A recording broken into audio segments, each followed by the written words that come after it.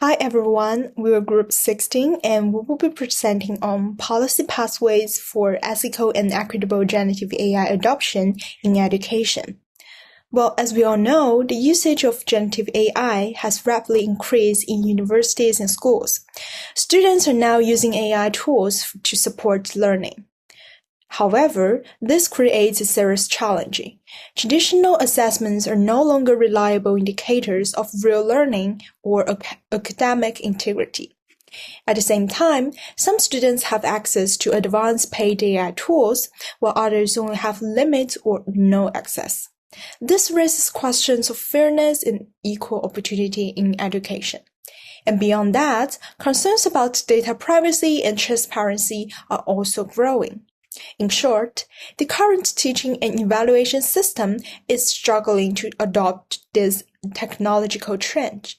However, when we look at how governance currently work, we see that different actors play different roles. The Ministry of Education, universities, and faculty all influence how AI is allowed and used. Yet right now, there's no consistent governance framework.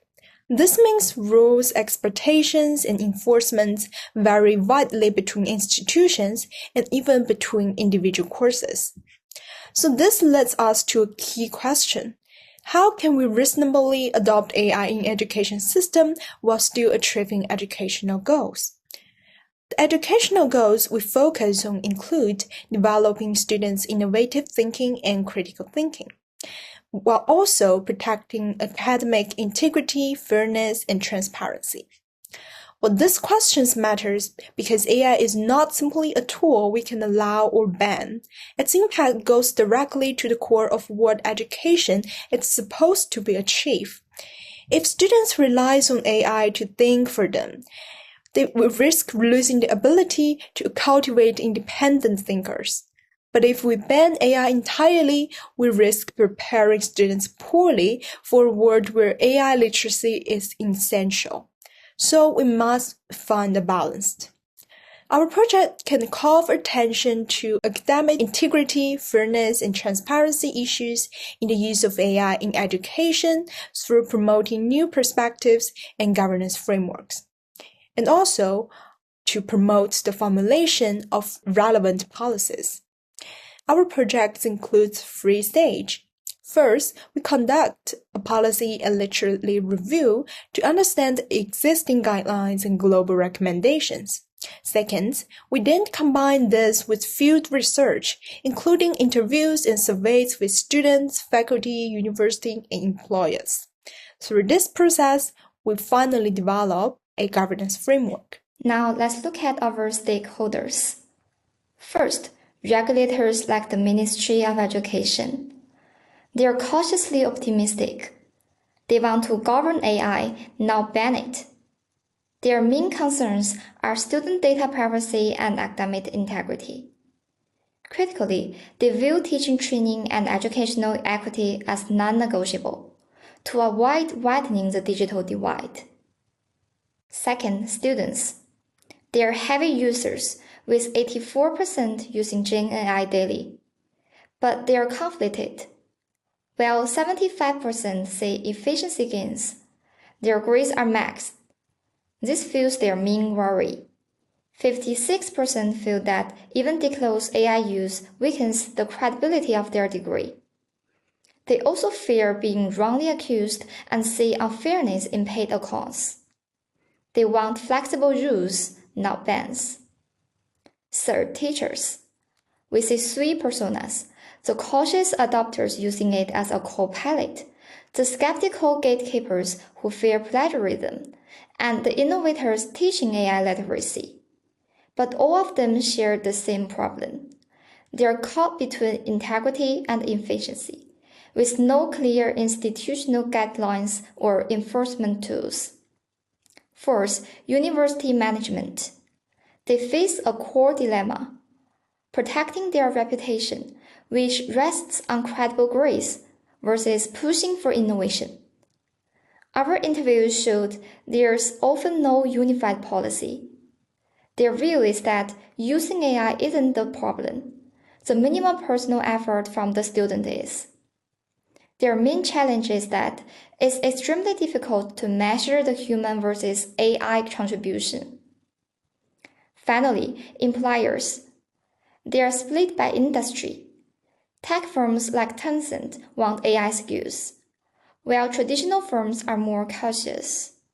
But they reached a universal consensus on 2 points. 1. AI cannot replace independent thinking. And 2. High-stakes assessments must remain strict. They expect graduates who can use tools without becoming dependent on them. This feedback from all 5 stakeholders strongly points towards the same solution, a dual-track approach. From the views of 5 stakeholder groups, we identified 3 main tensions about how generative AI should be used in higher education. First is learning efficiency versus great credibility. Many students told us that Gen AI tools help them learn faster. For example, by supporting brainstorming, helping organize writing, and even code debugging. However, more than half also worry that Gen AI could weaken the meaning of grades. If students rely too much on AI, grades may no longer reflect their true ability.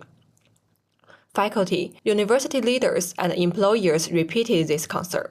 If grades stop showing what students actually know, trust in degrees will fall. Second, unequal access. Whether students can benefit from Gen AI depends on several factors, including whether they can pay for premium tools, their language skills, and their basic knowledge of AI. Students said that paid tools often give better writing and reasoning help, while others rely more heavily on Gen AI to draft content. These differences may increase existing inequalities between students. Third is unclear rules and weak enforcement. Right now, AI policies differ between departments and instructors. Rules for declaring AI use also vary. Many students worry they might be accused of misconduct because they don't know what is allowed. Teachers also say they lack tools to check whether work is done by students or by AI. This creates confusion and stress for both sides. These tensions reflect deeper challenges around efficiency, trust, fairness, and rule enforcement, showing the need for a clear and systematic governance approach.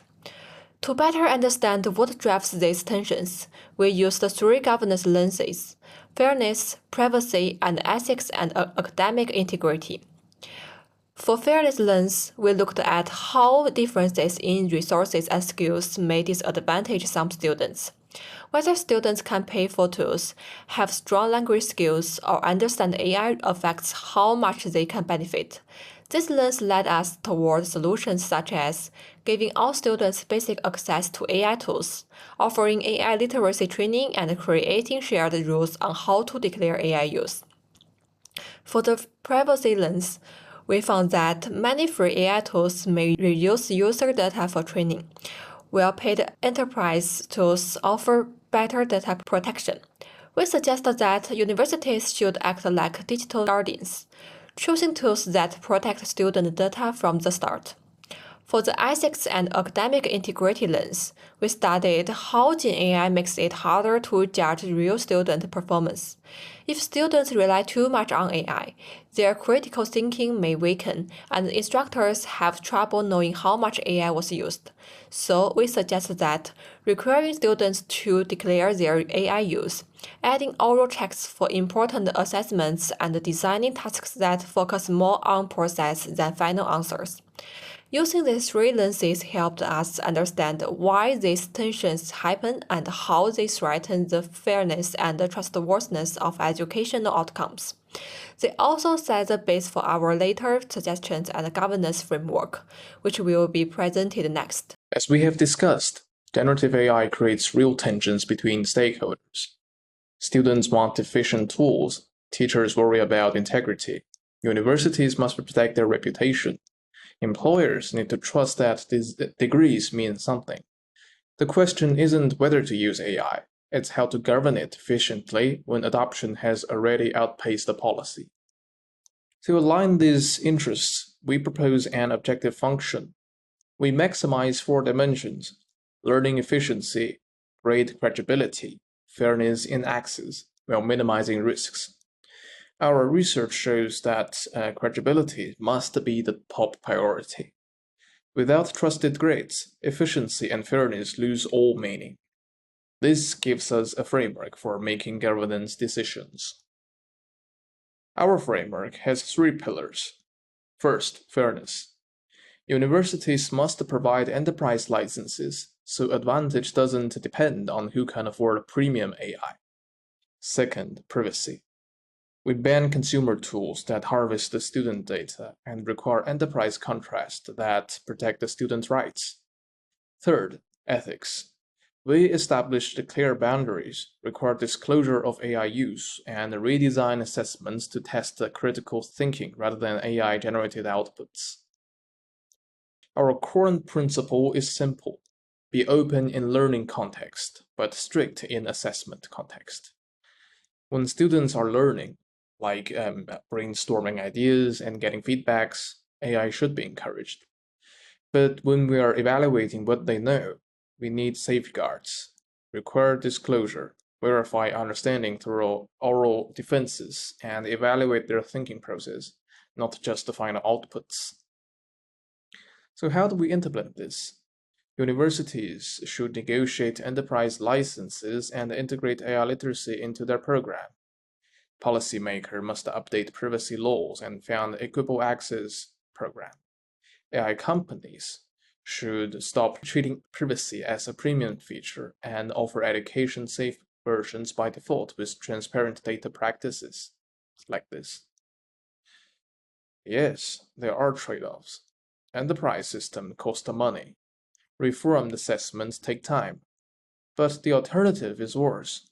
Unregulated adoption will deepen inequality, erode trust in degrees, and produce graduates trained to outsource thinking. Our framework provides a path to harness AI's power while protecting education's core mission, developing capable, ethical, and critical thinkers. For trade-offs, our study identified several key trade-offs in governing generative AI in education. Innovation versus integrity. AI boosts creativity and efficiency, but may erode independent thinking and grade credibility. Cost versus equity. Equal access through campus licenses demands funding. Shared investment from government and industry is needed. Autonomy versus standardization. Unified rules ensure fairness, but risk limiting disciplinary flexibility. Flexibility versus enforceability. Too much discretion breeds inconsistency, while rigid rules hinder adaptation. Overall, our framework prioritizes the credibility and fairness of academic assessment, the foundation of public trust in higher education. For conclusion, fieldwork with students, teachers, administrators, employers, and regulators reveal three persistent tensions: learning efficiency versus grade credibility, equal opportunity versus resource inequality, autonomy versus accountability. To balance these, we propose a dual-track model: loose for learning, strict for assessment.